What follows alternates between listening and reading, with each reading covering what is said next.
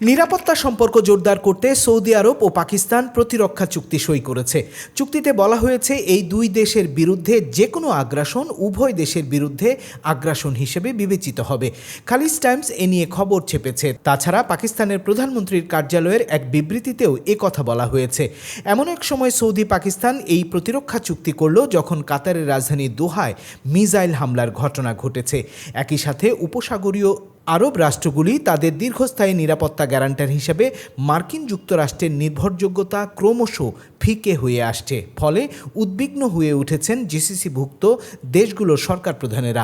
এই চুক্তির ফলে যৌথ সামরিক মহড়া, প্রতিরক্ষা প্রযুক্তি বিনিময় এবং কৌশলগত যোগাযোগ বাড়ানো হবে।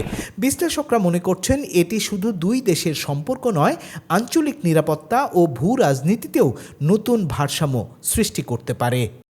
বাহরাইনের ফার্স্ট হাই ক্রিমিনাল কোর্ট এক এশীয় বংশোদ্ভূত ব্যক্তিকে মাদক পাচার ও বিক্রির অভিযোগে 15 বছরের কারাদণ্ড দিয়েছে। এছাড়া তাকে 5,000 দিনার জরিমানা করা হয়েছে। সাজা শেষে তাকে স্থায়ীভাবে দেশ থেকে বহিষ্কার করা হবে।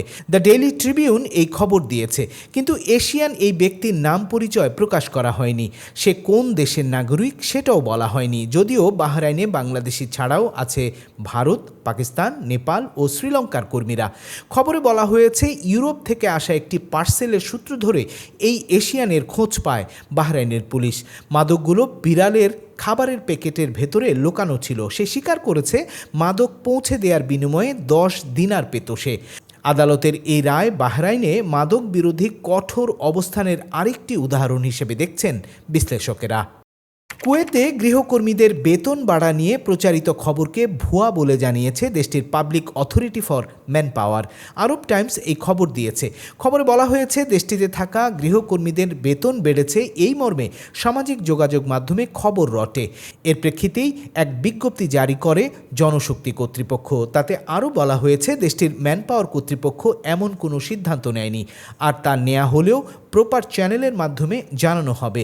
Public authority for man power জানিয়েছে সঠিক তথ্য জানা ও প্রচারের আগে সোর্স জানা গুরুত্বপূর্ণ বাসিন্দাদের জন্য।